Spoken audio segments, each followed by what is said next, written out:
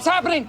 Everybody stay calm. Everybody calm down. Let's talk about the GR Corolla going back to D Street, baby. Or at least, maybe. This Fastrack right here is probably the biggest 2025 Fastrack yet. Or at least one of them. You know, the classing stuff we had at the end of the year last year in 24 rolled into 2025 technically. This one, though, is another thing with classing, but it's moving cars around, like legit. It's not just changing classes, it's actually moving all these cars. So this is a pretty big one. Anyways, let's get started with member advisories. So first up, we have safety with SSS authority regarding vehicle eligibility. The Solo Safety Steward Authority is defined in the Solo rules. However, sometimes matters can be stated as a safety issue in cases like those mentioned, such as a car which should not have passed tech and a car which was corded its tires. The SSS should coordinate a response with the event chair. Pretty wild things to have let happen. So yeah, safety issues. They are going to be cracking down on those a lot more, so that's good. Next up, street category. OEM different year equivalent LSD clarification. Updated parts must be referenced in the factory shop manual as superseding an original part number for the specific model year in question. If a part is not specifically referenced as replacing superseding an original part, it may not be used. Tesla Y Perf Class Performance? Class clarification. The 2020 through 24 Tesla Model Y Performance is presently classed in A Street, provided it meets all requirements of Section 13, which would include wheel dimensions that would have been available to be ordered and delivered with the 2023 model year. All right, so in Street, they have LSD clarification for rules and the Tesla Y Performance clarification, I guess. I don't know what exactly that's talking about per se. I think it has to do with maybe swapping the wheels to make the 23 act like the 25. I don't know, something like that. But anyways, street touring categories next. A letter about roof rail delete clarification. The reference allowance in street category rules does not allow piecemeal application of an item by item basis. In case you are citing to be able to remove the roof rails per this allowance, you would need to completely convert the car so that it is in effect now a base trim car. Okay, so basically what it's talking about is what a lot of us know, is that if you want a car to be the same as another trim, then you have to make that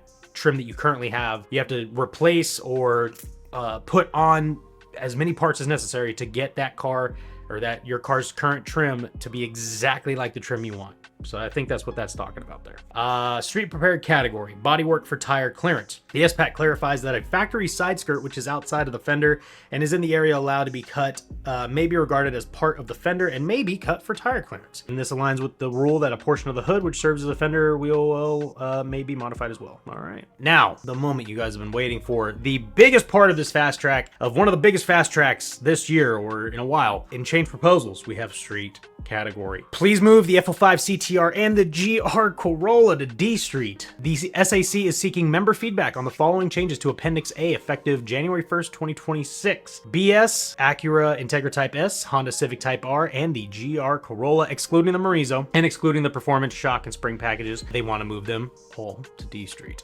This has been talked about a lot by me, obviously, but by many people the past couple years since the fateful day that we got pushed up to B Street. And we were wondering if this would ever happen, and here it is it's not official yet, seeking member feedback, and I think that the majority are going to go with the GR Corolla moving back. There's been a lot of people I've talked to, even in the DS crowd, that are saying, move it back. It does not need to be in B Street. And literally people that have driven, especially national champs and national champion level drivers that have driven the GR Corolla, literally say straight up, this is not a B Street car. So put in your letters for these changes.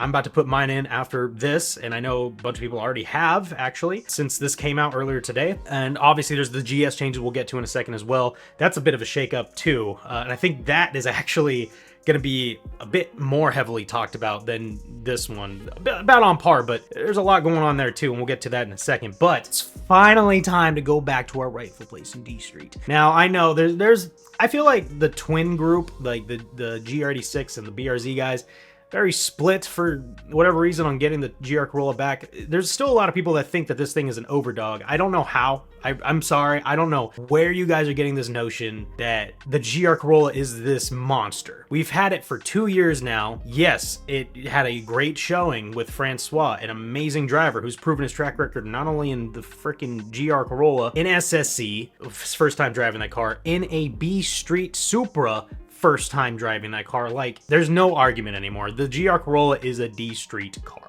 It just is. Like, no matter what you guys say, oh, but it's got the power, it's got the tires, it's got that extra little camber it can get in the front. Results are objective. How the car handles and how slow it is compared to the CTRs too, which has been in D-Street for a while now, by the way. I don't know if you guys know that. Is very showy. There is literally no excuse anymore to say that the GR Corolla should be away from D-Street. No excuse. So put in your letters, tell them to move it back, because there's really no objective reason that it shouldn't go back to D Street. So there's that. I'm happy. I'm gonna be happier when this finally gets passed, which it will. But as always, I'll leave the link to the letters for posting anything related to this or anything else in the description down below, and I'll also leave a link to the Fastrack as well. Anyways, moving on to GS changes. So GS changes as well. The SAC is seeking member feedback on the following revision to the changes proposed in letter blah blah blah in Appendix A, effective January 1st as well, 2026.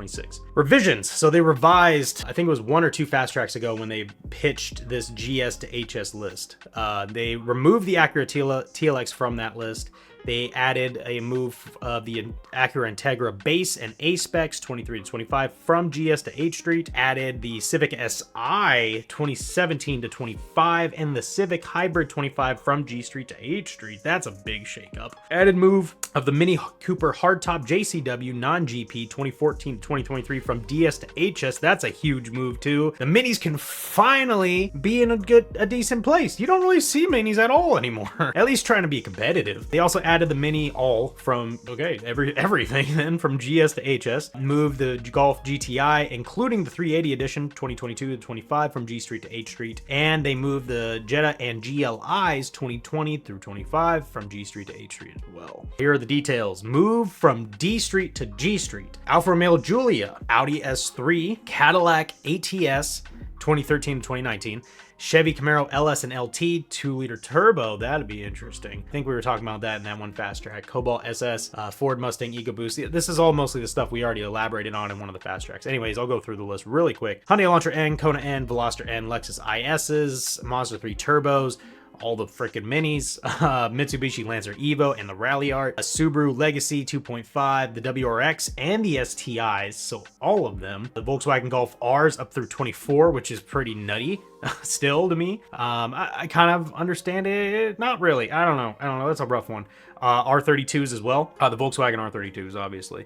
Move from DS to HS, the minis again. Move from GS to HS, so this is the entire list. Acura Integras, BMW 3 Series, Chevy Cobalt SS, Chrysler, all of those Chryslers right there, 200 PT Cruiser 300, Dodge Caliber SRT4, that'd be cool. Ford Focus STs, the SIs, hybrids from Honda, Veloster Turbo Rally, Genesis Coupe, Genesis G70, Jaguar X and S types, early years, not anytime new. I don't know when they stopped making those, but whatever. Jaguar's doing their weird thing right now. Lexus IS 300, Lincoln MKZ, Mazda 323 Proteges, the Speed 3s, Mercedes 190E, a bunch of minis again, Mitsubishi Galant, Saabs, Subaru Legacy 2.5, GTI, Jetta, we already went over those. So there is a lot of shaking up going on in the street categories. You know, these from B Street to D Street are hatchbacks, which should have been D Street, and a lot of GS around the DS down into GS and H Street and GS down to H Street action. There's a lot. So I'm really curious to see what goes on there, because the Elantra N, couple others, even the Camaros, man, those 2-liter turbo Camaros, they can work it, man. Mustang EcoBoost as well. So I think those classes are going to be ones to watch in the coming years. But I don't know, let me know what you guys think about all of these classing changes. It's all street too, so let me know in the comment section down below. What do you guys think about all this? Let me know, and we could chat about it. All you guys could chat about it. I can chat about it with you. Anyways, moving on from that into the street prepared category. Clarify, update, backdate allowance for electric and hybrid powertrains. Requesting member feedback on the following rule change. First paragraph, taking out, except for those with electric and hybrid powertrain vehicles may only exceed the allowances herein. Powertrains may not be modified in fully electric vehicles. Vehicles with hybrid powertrains may only modify the internal combustion portion of the powertrain as described below. High voltage side of the powertrain may not be modified. So you can only touch the ICE basically. Street modified category, headlight rule modification. Okay. Requesting member feedback for the following update rule change proposal. OE headlights, take out pop-up, including pop-up headlights, may be replaced with static headlights. Relocation and repositioning may serve no other purpose. Also, sheet hardware may be removed, replaced, or modified. Modifying or replacing one headlight to include non-OE ducts is permitted. Placement of OE tail/stoplights is permitted, provided the replacement units are intended for automobile use on public roads and retain their basic functionality as originally provided by the manufacturer. Okay, cool. So you can replace it with pop-up headlights, or replace your pop-up headlights with other headlights. Would like to open crash beams to modify or replace crash beams. The SMAC is requesting member feedback. Seam welding of existing chassis spot welded, restricted. There's a lot going on here, to be honest. It seems like a lot of like integrity or like weld integrity stuff and durability. So if you're into all that for street mod, here's that. Like to open up modifying steering columns for adding electricity, something, including the installation of inline. Oh yeah, electric power steering. Okay, so they're trying to add electric power steering. Interesting. I mean, it makes sense. Easier to use. Minimum weights and weight distribution. They are trying to change weights. Move the rear wheel weight greater than 51% rule, requiring an additional. Oh, they're trying to remove these altogether. Okay, so there's something out. Trying to get member feedback on reducing or taking away this rear wheel weight modification. So there's that. Well, moving on from that, we have the not recommendeds, the other items reviewed, and the handled elsewheres, also known as the misfit inputs. There are some funny ones in here. Like, I might just go through these at some point because there's some random ones that I look at and I'm like, what's up with this? Like this one right here, the safety closed toe sport sandals. What? you putting your freaking Crocs into sport mode? Is that what you were trying to do? You think that's gonna help your times? I don't know about that, but there's some funny ones sometimes. And also right here, I just want to point out that technically 2 of my letters that I put in for the GR Corolla are mentioned here. So I'm just saying, I may or may not have played an important role in this. Just saying. Anyways, moving on. Tech bulletins, safety, rule clarification, footwear. The SCCA has approved the solo safety recommendation to update language about footwear as follows. Crossed out, shoes covering the entire foot shall be worn. Footwear must attach securely to the foot and not interfere with or obstruct the operation of the pedals. Makes sense. Street category, please class the 2026 Toyota Supra for national competition. Toyota Supra, not Mark V Final Edition, 26. There you go, 26 owners. Street touring category, classing request for the Subaru Impreza 2.5. Recommend the following addition to Appendix A. So at EST, they are trying to add the Subaru Impreza non-turbo 2002 to 2011. And last but not least, we got street prepared category. Please class the McLaren 570. Okay, they have classed the 570 McLaren in limited prep. So that is the end of the July 2025 Fastrack. Lot of shaking up going on in the street class world, the lower parts, I guess, below, well, in B Street and below. Let me know in the comment section down below, what did you guys think about this Fastrack? What do you guys think about these proposed changes for everything? If you enjoyed this video, please leave a like, helps the channel a lot. Subscribe if not subscribed yet, and ring the bell so you guys be notified of more Fastrack news like this, more racing stuff coming up, more stuff about the GR Corolla, and I think I'm gonna start doing some more stuff as well here soon enough. So stay tuned for all that, and until next time, guys, keep going fast.